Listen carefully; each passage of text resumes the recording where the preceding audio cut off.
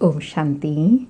आज प्यारे बाप दादा के अनमोल मधुर महावाक्य हैं 4/4/2026। आज की मुरली के सार में बाबा ने बहुत विशेष गुण की धारणा करने के लिए कहा कि जैसे बाप रमणीक हैं ऐसे बच्चों को भी बाप समान रमणीक होना चाहिए। और बाबा ने रमणीकता का आधार बताया कि जो सदैव खुश रहते हैं, जिनमें देवी गुण हैं, वह सदा रमणीक रहते हैं। फिर एग्जाम्पल दिया कि जैसे देवी देवताएं हैं, सदा रमणीक हैं और उनमें पवित्रता है, जिस कारण उनके चित्र व प्रतिमा में अलौकिक कशिश होती है, क्योंकि हर्षित मुक्ता, रमणीकता और पवित्रता का विशेष गुण है। तो बाबा कहे जितना पवित्र बनते जाएंगे, रूहानी अलौकिक खुशी में रहेंगे, दिव्य गुण धारण करेंगे, उतना रूहानी आकर्षण बढ़ता जाएगा। और साथ में कहा कि तुम्हारे में जास्ती कशिश उनमें है जो खास याद की यात्रा में रहते हैं, पवित्रता की धारणा करते हैं। पवित्रता की धारणा के आधार से पढ़ाई में भी कशिश बढ़ती जाती है।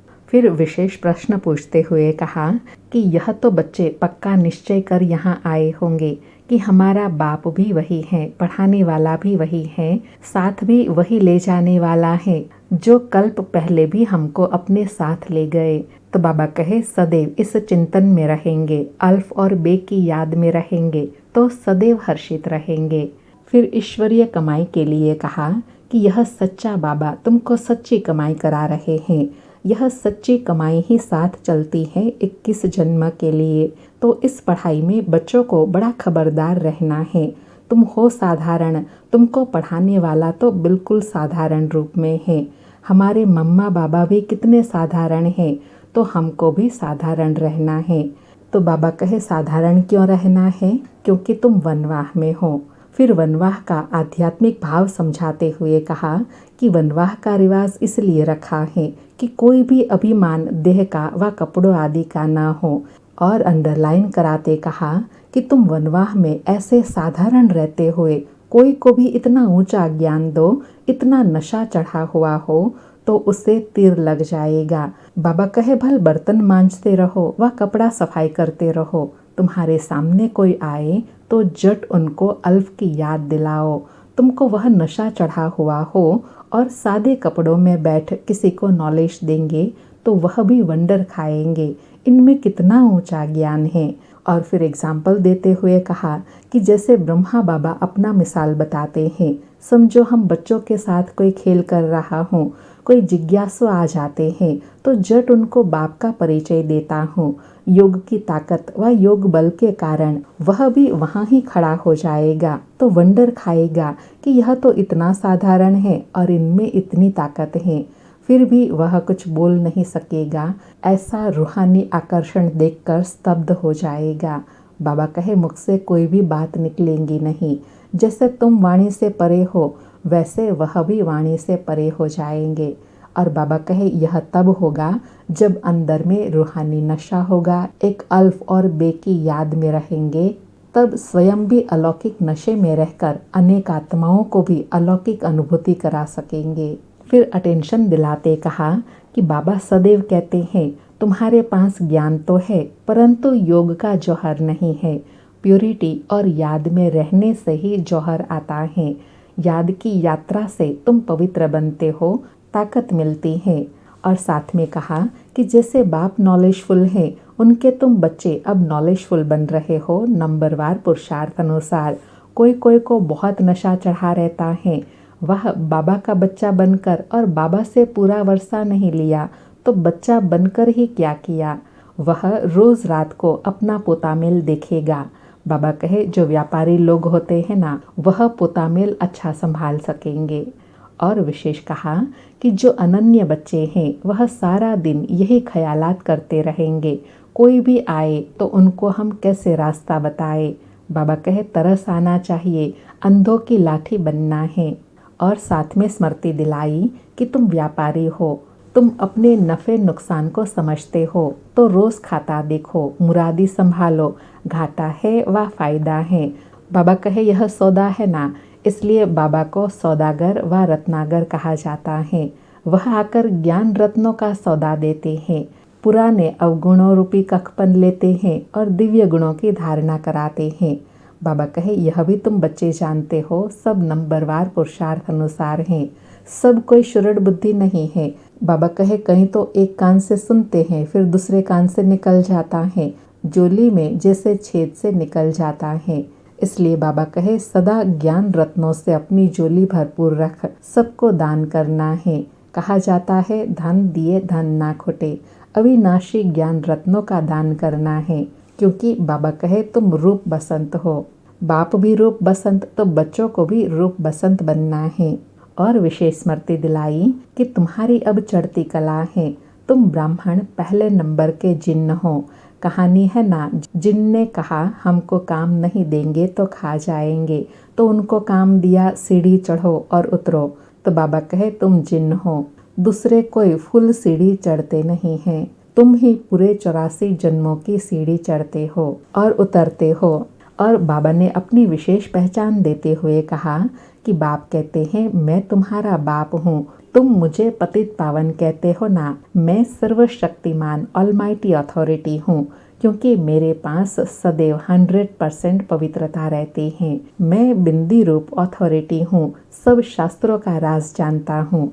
यह सब वंडरफुल नॉलेज हैं। और लास्ट में टाइटल देते हुए कहा कि तुम हो बेहद के त्यागी और राज ऋषि। तो कितना नशा चढ़ जाना चाहिए, हम राज ऋषि हैं, बिल्कुल पवित्र। और कहा, यह पुरुषोत्तम संगम युग है, जाना भी जरूर है, पुरानी दुनिया से नई दुनिया में वाया शांति धाम। यह सदैव बच्चों की बुद्धि में रहना चाहिए। अब वापस घर जाना है, अब फिर से योग बल से अपना राज्य लेना है। सुनते हैं बाबा के मधुर महावाक्य। आज बाबा कहे, मीठे बच्चे, अल्फ और बे को याद करो तो रमणीक बन जाएंगे। बाप भी रमणीक है तो उनके बच्चे भी रमणीक होने चाहिए। अर्थात बाबा कहे, याद का भावार्थ यह नहीं है कि धीर गंभीर हो जाना है, साथ में रमणीकता का भी बैलेंस हो, क्योंकि बाप रमणीक है। आज मुरली से प्रश्न है, देवताओं के चित्रों की कशिश सभी को क्यों होती है, उसमें कौन सा विशेष गुण है? उत्तर में बाबा कहे, देवताएं बहुत रमणीक और पवित्र हैं। रमणीकता के कारण उनके चित्रों की भी कशिश होती है। देवताओं में पवित्रता का विशेष गुण है, जिस गुण के कारण ही अपवित्र मनुष्य झुकते रहते हैं। रमणीक वही बनते जिनमें सर्व देवी गुण है, जो सदा खुश रहते हैं। सारी मुरली से धारणा के लिए सार है। पहला पॉइंट, अभी हम वनवाह में हैं, इसलिए बहुत बहुत साधारण रहना है। कोई भी अभिमान देह का व कपड़ों आदि का नहीं रखना है। कोई भी कर्म करते बाप की याद का नशा चढ़ा रहे। दूसरा पॉइंट, हम बेहद के त्यागी और राज ऋषि हैं, इसी नशे में रहे पवित्र बनना है। ज्ञान धन से भरपूर बन दान करना है। सच्चा सच्चा सौदागर बन अपना पोता मिल रखना है। आज प्यारे बाबा का वरदान है, स्वयं को सेवाधारी समझकर झुकने और सर्व को झुकाने वाले निमित्त और नम्र चित्त भव। स्वयं को सेवाधारी समझकर झुकने और सर्व को झुकाने वाले निमित्त और नम्र चित्त भव। स्पष्टीकरण है, निमित्त उसे कहा जाता है जो अपने हर संकल्प व हर कर्म को बाप के आगे अर्पण कर देते हैं। निमित्त बनना अर्थात अर्पण होना, और नम्रचित वह है जो झुकता है। जितना संस्कारों में संकल्पों में झुकेगा, उतना विश्व आपके आगे झुकेंगी। झुकना अर्थात झुकाना, यह संकल्प भी ना हो कि दूसरे भी हमारे आगे कुछ तो झुके। जो सच्चे सेवाधारी होते हैं वह सदैव झुकते हैं, कभी अपना रूप नहीं दिखाते। बाबा ने दो बातें बताई। एक तो निमित्त उनको कहा जाता है जो हर संकल्प हर कर्म बाबा के आगे अर्पण करते हैं, अर्थात उनकी श्रीमत के अनुसार चलते हैं। ऐसे निमित्त समझने से सच्चे सेवाधारी बनेंगे। और दूसरा नम्रचित, जितना नम्रचित होंगे उतना स्वभाव में संस्कारों में संकल्पों में झुकेंगे। और झुकना अर्थात दूसरों को झुकाना। आज का स्लोगन है, अब समस्या स्वरूप नहीं समाधान स्वरूप बनो। आज के अव्यक्त इशारे हैं, महान बनने के लिए मधुरता और नम्रता का गुण धारण करो। आज का अभ्यास है, उसके लिए आज अभ्यास करने के लिए कहा कि आप महान आत्माओं का हर मनसा संकल्प हर आत्मा के प्रति मधुर हो, महान हो। जैसे बाप का स्वभाव सदा हर आत्मा के प्रति कल्याण व रहम की भावना का है, हर एक को ऊंचा उठाने का है, मधुरता और निर्माणता का है। ऐसे अपना स्वभाव बनाओ। अगर तेज बोलने का, आवेश में आने का स्वभाव है तो यह भी ब्राह्मण जीवन में बहुत बड़ा विघ्न है। अब ऐसे स्वभाव का परिवर्तन करो। बाबा कहे महान बनना है तो अब इसका परिवर्तन करना है। इसका तेज बोलने का, आवेश में आने का जो संस्कार है उसको परिवर्तन करना है। अपनी श्रेष्ठ स्थिति को पाने में विघ्न रूप बनता है। अच्छा, ओम शांति। शुक्रिया बाबा, शुक्रिया।